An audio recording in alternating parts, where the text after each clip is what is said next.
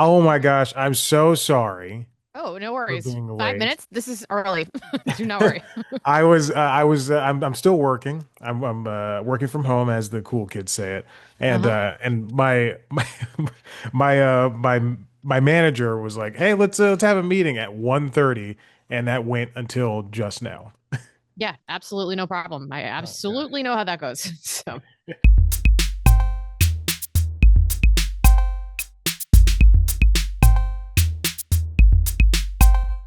Well, I want to say thank you for sitting down with me yeah, and thank thank you for you. waiting. Also, congratulations on Incurable Optimist. And on Thank top you. of being hard to say, it's I saw a couple of minutes. It's a very funny piece of business.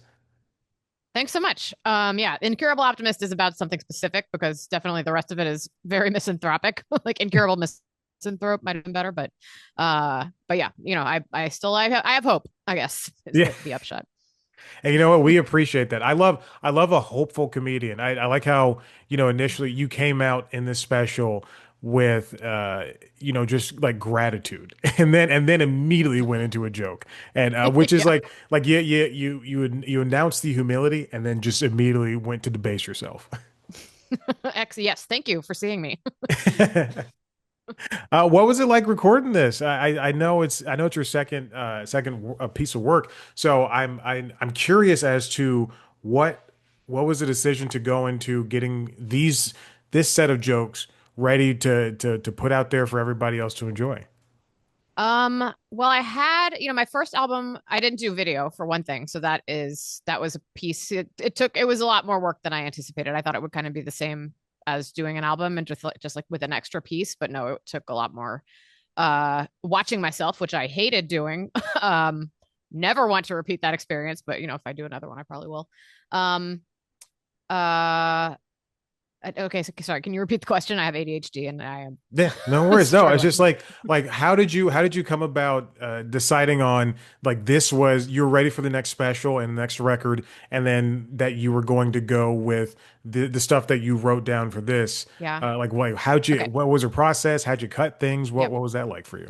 I went through some things in the pandemic, as we all did. And I kind of quit. Like I quit stand up early. I was working more than full time, like 50, 60 hours a week. Wow. And so there were Zoom shows happening, but the last thing I wanted to do after being on the computer all day and with many Zoom meetings as part of that was another Zoom meeting, which, a Zoom show is a Zoom meeting. So I really had to, like, coming back to stand up was um maybe more surprising to me than it should have been, because once I started doing it again, I was like, oh yeah, right. I can't live without this. Like I have so much to say, and I don't care if two people hear it or 20,000 people hear it. I'm going to say it. So, and I am very lucky to work with an independent record label, Little M Recordings, and they did my first album, and they were kind of on hiatus too around the pandemic. And then I guess early 2025, they asked if I would be interested in doing another album. And I immediately was like, yes, yes. Wow. Like I couldn't believe they were asking me. I felt like so honored to be, just be asked to do it again. So this was, in terms of the material, like I really, for my first album, I kind of tried to put everything on it that in case I didn't get another shot, I wanted to like touch on all these different um, areas and topics. And I kind of did the same this time, but I was a little bit more laid back, and I'm just not going after stand up the way that I was when I did the first album. It was like 4 or 5 nights a week, and now it's kind of like 2 or 3 nights a week. Okay. Um, so it was definitely a different approach. And the expectation around it, I'm kind of like, the first album came out in September 2019, and then there was, as you may recall, a deadly global pandemic. So there was like Right. really nothing I could do to support it once it came out. And this one, I think my expectations and my hopes are just different for it. Like I would love to hear people all around the world hear it, but does it need to make me famous? No. It's really like more communicating these ideas to people and having them get in and be just considered, if not accepted. Wow. I love that take. I think, and especially your approach to building this special and the record around it.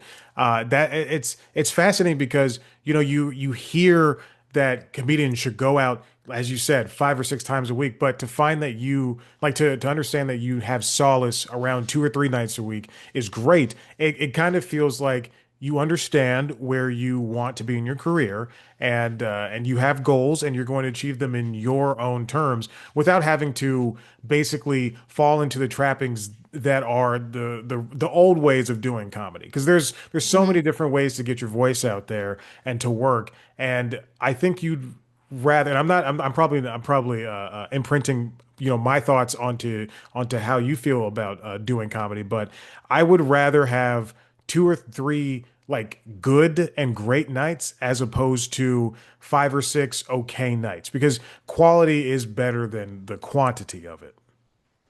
Yeah, absolutely. And it's, when you're like forcing yourself to like, if you don't have the steam, if you don't have the energy to do that, like you're not going to be able to fake it.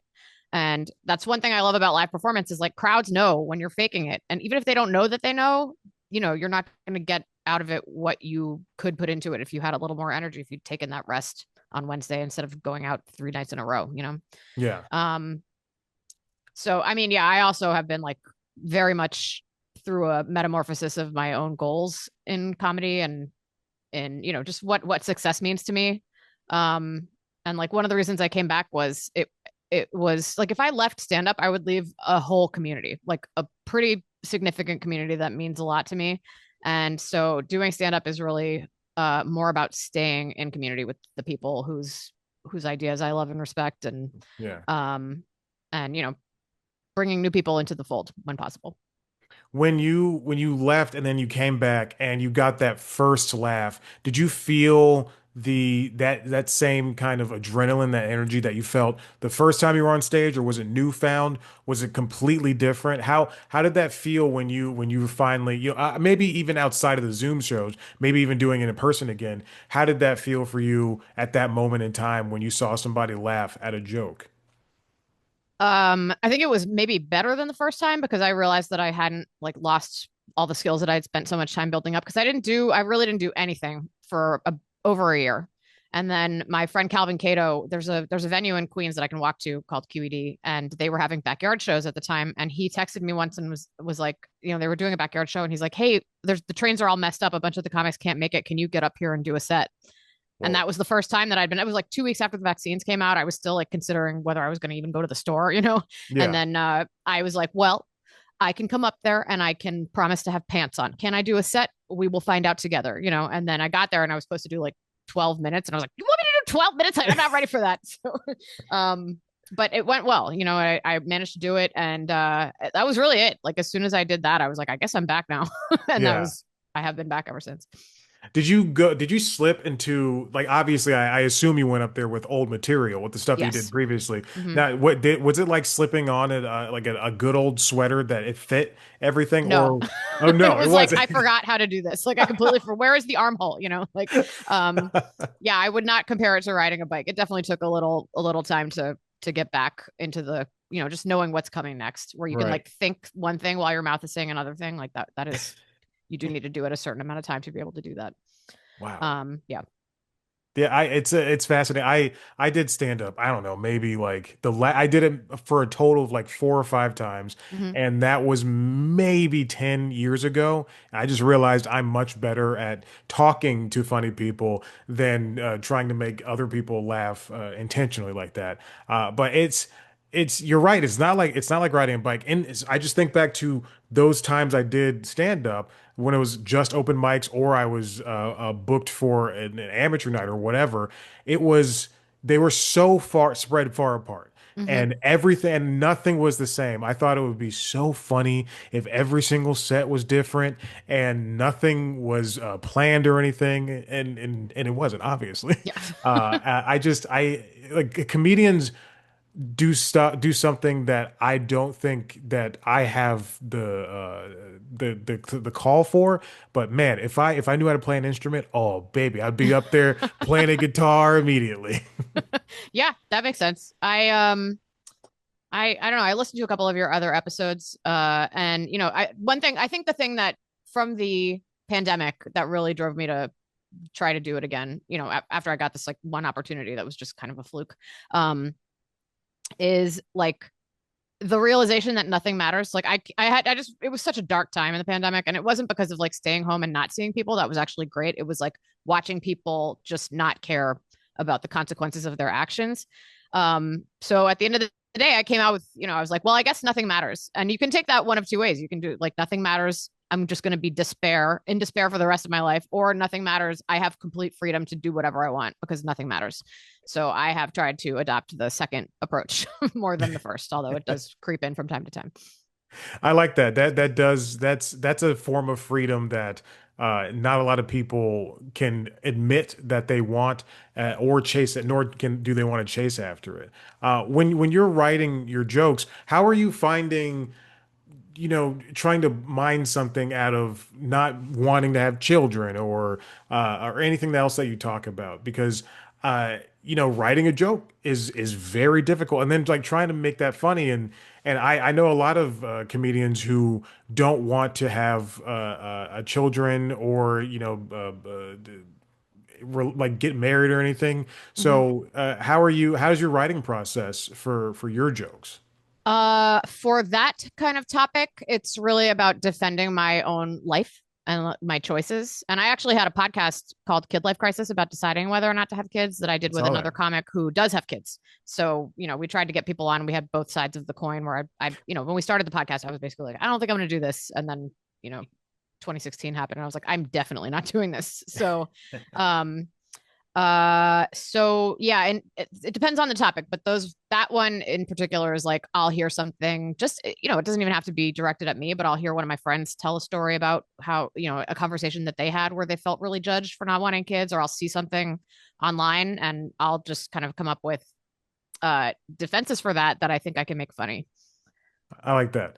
The way I like I always keep I have a note section in my phone that is Mhm. just SNL sketches in case they want to hire me, Yeah, of if course. Lauren's ever watching this. Honestly, they should be recruiting, I think. So, Hey, I look, that's what I've yeah. been saying that for about 4 or 5 years now.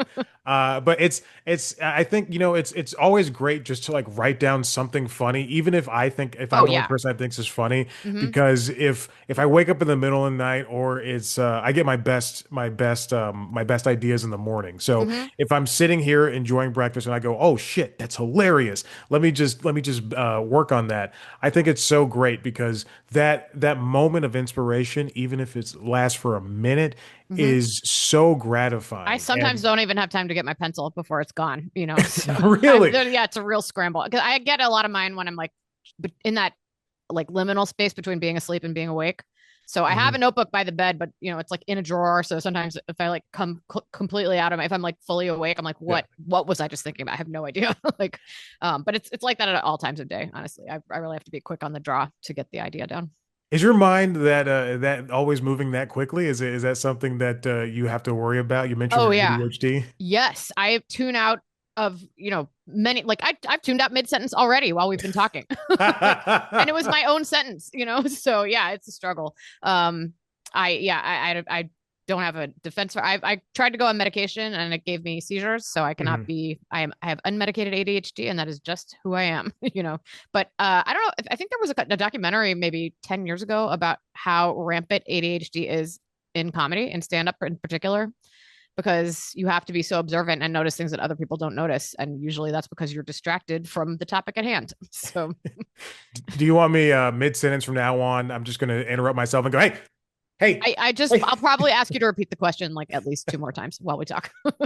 No, I appreciate it. I Yeah. always ramble, so it doesn't matter if you ask me to repeat. That gives me a chance to rewrite history. And the only people that pay attention are the people that listen to this. Okay. All right. I feel better.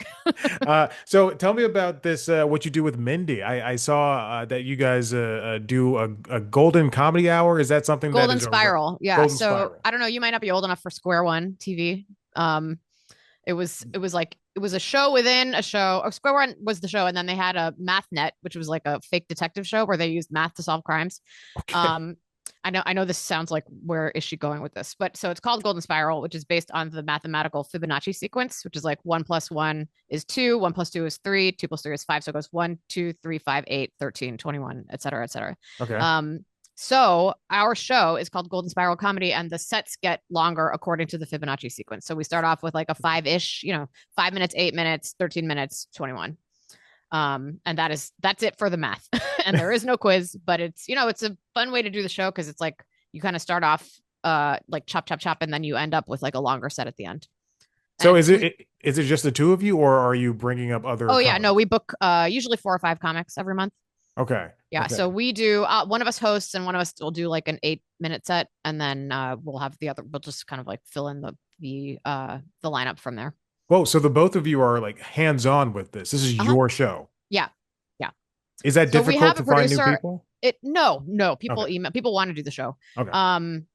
It's I run a weekly too, and that is a little challenging, but I have two co-producers. I will not do a show by myself. I have to have co-producers. So we, people hit us up, or when we do shows, we'll see somebody and be like, hey, you should do my show. And yeah, but Golden Spiral is actually we brought it back because we were doing it before the pandemic.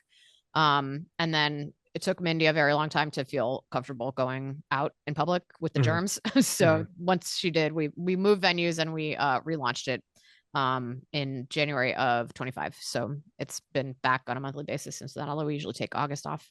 So Oh, really? Okay. Well, so a monthly show, you're mhm. finding new voices, or at least trying to, Mhm. the willing voices all the time, and people are well ready to jump in. Yeah. That's really cool. I like the idea of comics booking their show and knowing other comics, because that's where the funniest people are.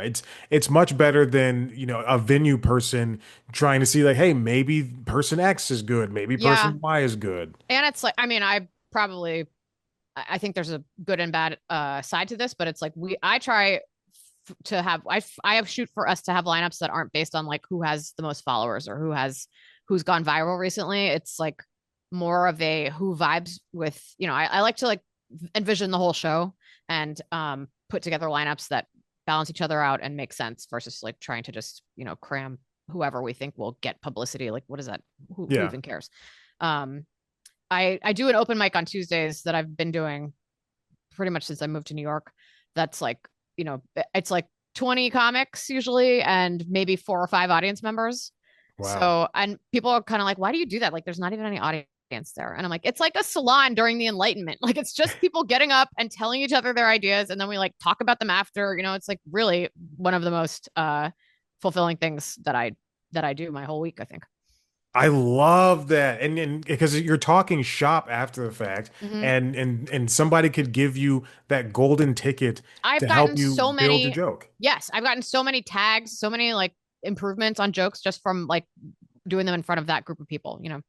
I would say where it is, but you'll have to hit me up and ask. It's a secret. It's a secret. Yeah. Now you're based in New York, Yes. and did you started comedy in Minnesota, right? In San Francisco. San Francisco. It Yeah. was they both have names. Yeah, totally. No, and they're like I think they have kind of comparable scenes. I haven't actually been to Minneapolis, but it's like kind of the similar size cities with like a lot of people who move there to get good. So Mhm. and they do. So it's like good scenes in both places. What was comedy like in the Bay Area for you? Well, I started in 2007, and at the time there was a comedy college, the San Francisco Comedy College. I just did air quotes for the listeners. And it was I had several people ask me, they're like, "Oh, you go to the comedy college? Is that like what is your degree in?" And I was like, "It's not a college. Doesn't even It's sound a real. place that you go to take comedy classes. Like, come on, man." But I did that for over a year. It was like class, which really you were just paying a fee to have a writing group, and then you would do material, you work the material together, and they had open mics that you could do anytime during the weekend. It was like 5 or 6 open mics. You could get a lot of stage time. Okay. And then eventually, far later than I should have, I like kind of left that and went into like the real world of open mics. Mhm. And I have you probably didn't get to this part of the special, but I have a whole like I had a journey with being like, yeah, I remember saying to another comic when I started, I was like, yeah, I'll probably, if I don't get famous in 3 years, I'll probably quit. It's like, why do it? If you're like, if you don't get famous in 3 years, you're just not talented. And then I learned getting into it, man, did I have so many assumptions corrected, and if I could go back and talk to myself, I don't even know if I would believe me, but Were audiences receptive to what you were saying on stage back then? um, in San Francisco, Yes. oh yeah, yeah, Okay. it was like, I think I didn't really have a bad set until I was at, you're from Atlanta, right? It was actually in Yes. Atlanta. I did a club in Atlanta and I had like a true bomb where it was like just no, you could hear a pin drop, and I did not get them back before the end of the show. So Wow. it was rough. I thankfully was doing two sets and the second one went better, but I yeah, it was humbling for sure. But yeah, no, in San Francisco, it's so just like everybody would be like, "Oh my gosh, you're an artist, you're a comedian. That's so great. When can I come and see you?" And then they would never come and see you. Yeah. But yeah, I think it was a really good place to start for sure.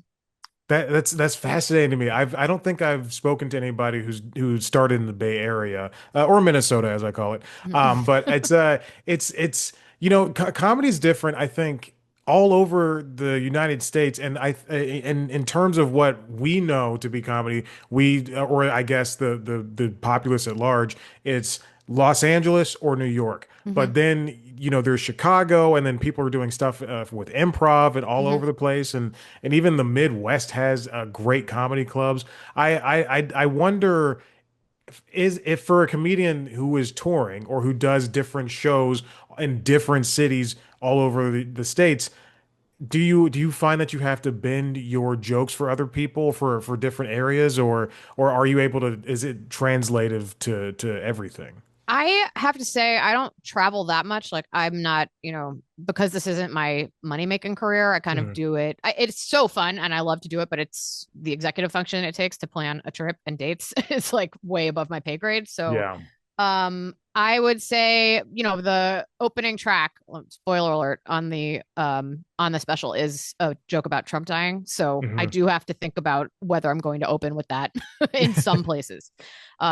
Because they will be mad, but I memean more and more as this presidency progresses, I am less and less shy about doing it. So um yeah, and other than that, it's really like I know that I have an urban focus. I try not to go to like rural places and do jokes about the subway. I don't even Yeah. really have jokes about the subway, but I try to make. I've always tried to do this because I do more. I actually probably do more international performance than I do around the states, and so I try to write material and rewrite material to make it accessible to whoever is listening to me. So and that is a challenge that I enjoy. I always have liked messing around with words and seeing what works the best. So, anybody who can get past my talking speed, I'm going to try and make sure that you can understand what I'm saying. Wow. Comedy college, and you're able to rewrite your own jokes. What did you go to college? Did you go do some after high school learning?